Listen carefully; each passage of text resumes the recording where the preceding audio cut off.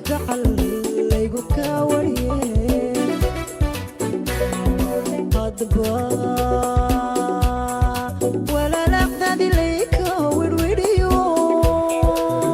الله الرحمن الرحيم. السلام عليكم ورحمة الله وبركاته. كلنتي وعنا قيارتها هو ذا نقدر وانا يساهم ملكستو أدنى جلس عطان. وحنا كان يدكوجه هنا برنامج أنا قوم قاعد برنامج كويرسنا واه برنامج أنا قلت لك لقينا نكسوق هذا ما أرمها بالشدة سياسة ده.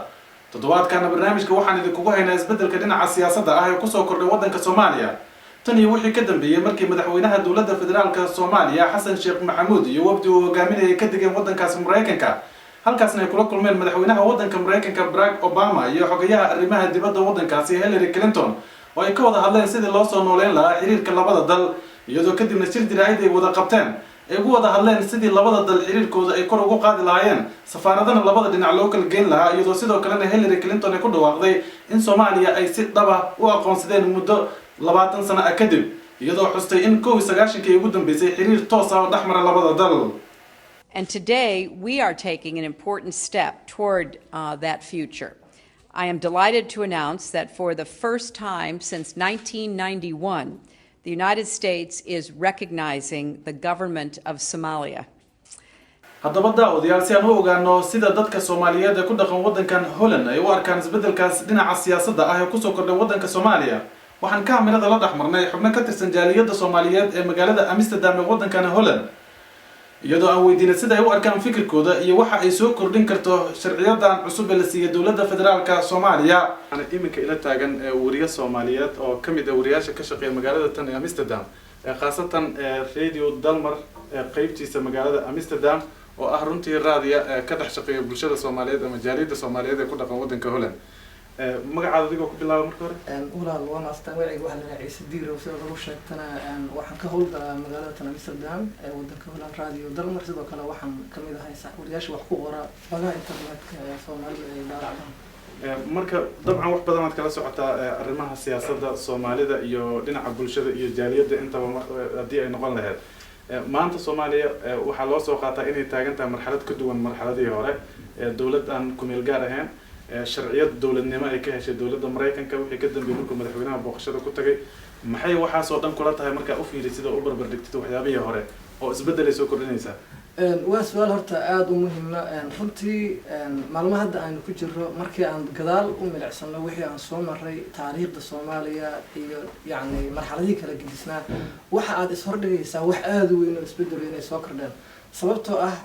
maanta hadda waxa aad loo hadlayaa hadaba adigu wax iga weydiinaysaa isbedelka cusub ee ka soo kordhay dhinaca Mareykanka dawladda Mareykanka inay tiri Soomaaliya si toos ah u aqoonsanay si rasmi ah xiriir ula sameeyna runtii marka buuga dib loo eego Mareykanku wuxuu ahaa 93gii wadankii shaaciyay in Soomaaliya ay kala baxaan quwadooda dib bana loo caawin doono ay noqon doonto meel iloow marka boqortooyada tilaa wax kasta ku dhacan laakiin maanta waxa aan arkaynaa isbedel oo weyn oo rabaaniya waana tii la sii filayay oo markii madaxweynaha haatan jira lagu dhawaaqay dawladda Soomaaliya ay noqotay dawlad aan ku meel gaar ahayn runtii Soomaalida daafaha caalamka joogta siyaabo kala duwan ay soo dhaween aad baan loogu farxay waana la filayay in muxuu ahayd tan oo kale iyo wax badan oo noo dhiman oo aan islaamahay weli waa wadada inagu soo jira marka haddaan u laabto jawaabta su'aashaada aqoonsiga Mareykanka oo yiri Soomaaliya toos ah oo la shaqeynayna waxa ay noqon kartaa tallaabo wanaagsan oo dawladaha kale ee reer galbeedkuna ay ku daydaan sababtoo waxaan ognahay Mareykanka waa furaha hadda maanta la jooga caalamka hortaagan marka haddii Mareykanka oo shalayna anaga dhasbinka nagu riday ama dib noo dhigay ay maanta dhahaan waa la shaqeynaa waxa meesha kaaga muuqanaya inaynu tallaabo wanaagsan qaadi doono insha Allah marka ka waran markii aan ku soo laabana adiga shakhsiyan intaad waddankan joogtay muddo badan qorshayaal badan aad lahayd markaad aragtay Soomaaliya isbedelka hadda ku soo kordhay maxay kula tahay adiga niyadaada iyo qorshayaashaada ay ka bedelaysaa arrintan wax weyn ay ka bedelaysaa Soomaaliya inkastoo dadka qaar markaan eega anigoo aan isleeyahay shalaad ka timid haddana markaan kalidii dib isku fiiriyo wax badan ay anigoo hadda Soomaaliya wax nooga 10 sano ha maxaa ahayd hadda qorshahayga iyo himiladeyda waxa ay tahay in Soomaaliya soo arko aan farxadda iyo nabadda jirto walow ay weli tahay wax aan dhameystirayn waxaan isleeyahay maba sugi karaaba inta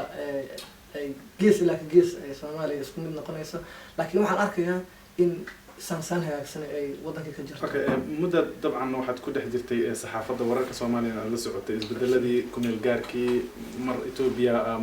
أو جانك وهيسي مر كينيا لجوري جاد يوغندا ودمرك قدام بيسي الرماها صدام ولا جسوا قدام ما أنتنا مرحلات كلي تاجنتها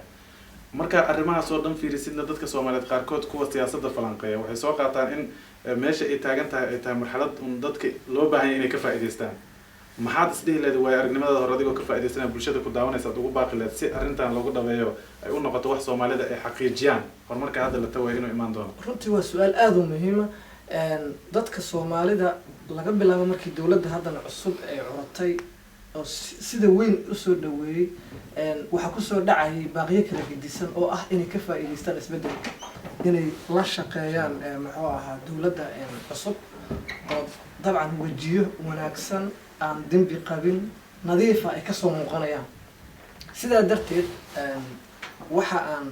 yani aniguna fikir ahaantayda ku sii biirinayaa in Soomaalidu ay ka faa'iideystaan jaaniskan ay la shaqeeyaan dawladda Soomaalidu waa inay ogaataa gaar ahaan ragga qurbaha jooga iyo dumarka qurbaha jooga in wadanku ayagu qudhooda u sugayo hadday investment ama maalgelin ku sameyn lahaayeen hadday booqan lahaa hadday dadka dhiirigelin lahaa in la laabto haddii dawladda nafteeda ay yani inay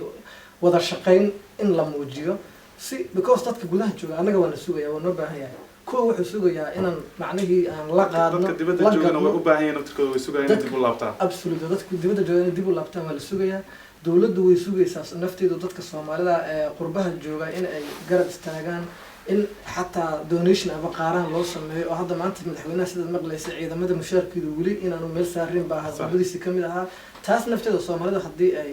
yani waxyaabo aan macna lahayn ayagu hadii isku daraan inta caalamku loo gurmanayo wax way meel way dhigi kari lahaayeen marka Soomaalida qurbaha joogta waa inay wadankooda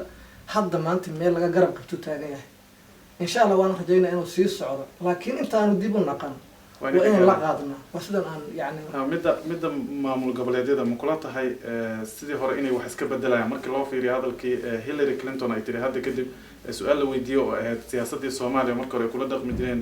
waxay ugu magac dareen double track policy oo ahayd in maamul goboleedyadana ay la macaamilaan dawladii TNG federaalka jirtay in la macaamili jireen hadda hadii la weydiiyo su'aashaas waxay ku soo koobtay inay jirto dawlad Soomaaliyeed ay wax walba kala hadlayaan safiirkana uu dhageysanayo dawladda Soomaaliya waxa ay rabto hadii ay safaarad ka furtaan mukulata marka isbedel muuqda oo wax ka bedeli kara maamul goboleedyada tirada badan iyo qaarkood oo go'aansada inay ka go'aan Soomaaliya inay wax ka bedeli doonto horta Soomaaliya ida nafteedu waxay u sameeysan tahay aanan cidna dah ka saarin qaab federaal ah waa suuragal maamul goboleedyadu inay sii jiraan waa sidan isleeyahay laakiin sida muuqanayso maamul goboleedaasi waxay noqon doonaan kuwa central government yani looga dawladda dastuurka uu qabo ku saleysan ma muuqato hadda in cid la goynayo iyo in la goynayo wali lagama hadal laakiin waxaan u malaynayaa in ay Soomaaliya noqon doonto haykalka weyn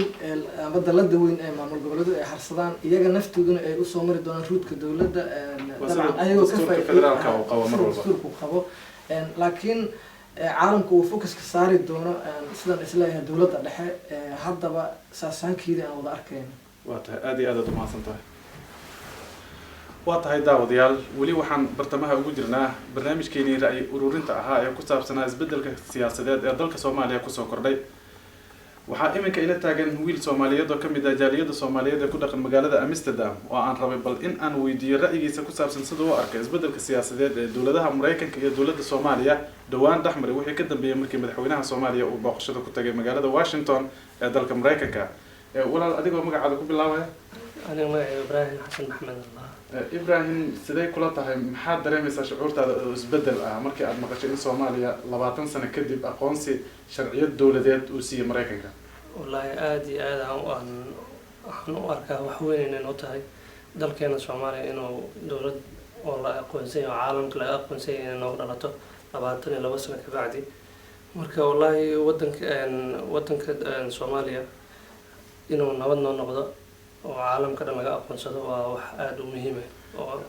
maxaa is leedahay adiga go'aamadaadii iyo qorshayaashaasi ilaan muddo badanaa waddankan ku nooleed qorshayaal badanaa leedahay maxay ka bedeli kartaa arrintan hadda isbedelka ah Soomaaliya wallahi dalka Soomaaliya aniga 20 maalin ayaa hadda moogahay marka inaan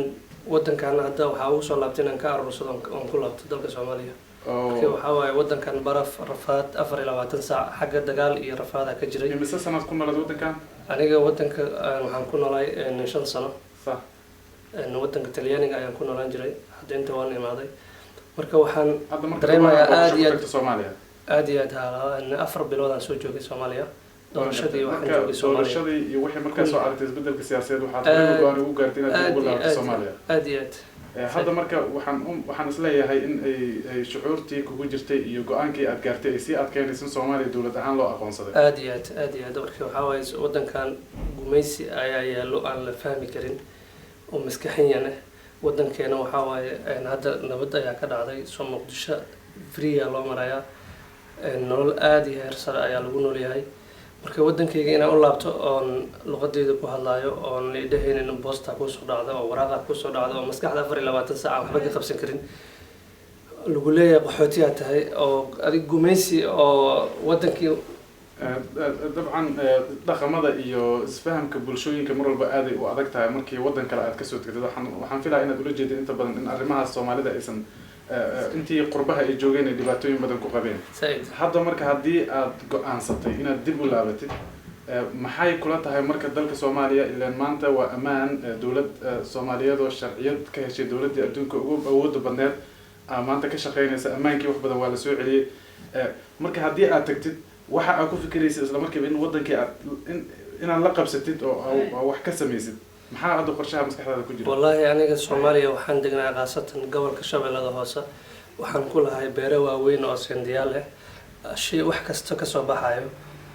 wallahi waxa ugu weyn waxa waaye inaan tacbo beeraheegi oon shalay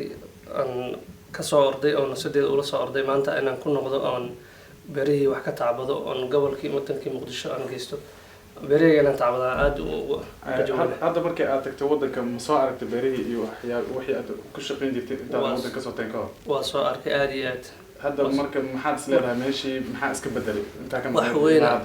wax weyn iska bedelay markii hore waxa gobolka wax kasto beeraha aad ka taabtid waxa meel la geenay meesha lahayn hadda waxaan dareemayaa maadaama suuq inuu furmay oo Soomaaliya wax kasta oo beeraha aad ka taabtid aad geenaysid meel kasta loo dhoofinayo oo dawladda aqoonsiga noqoto waa tahay aad iyo aad u mahadsantahay Ilyas Abuukar waxa uu kamid yahay jaaliyadda Soomaaliyeed ee ku dhaqan magaalada Amsterdam ee waddanka Holland waxaan rabaa bal inaan ogaado ra'yigiisa iyo sida uu u dareemayo shucuurtiisa isbedelka dhinaca siyaasadda ah ee ku soo kordhay waddanka Soomaaliya Ilyas maxay kula tahay xiriirkan cusub ee u bilowday dawladda Soomaaliya iyo Mareykanka ee ah in dawlad ahaan si sharciyana loo aqoonsaday muddo 20 sano kadib والله waxay ila tahay fikrad ahaanteeda inay arrintaas wax badan ka bedeli doonto siyaasadda iyo jahwareerka iyo dhibaatooyinka Soomaaliya ka taagnaa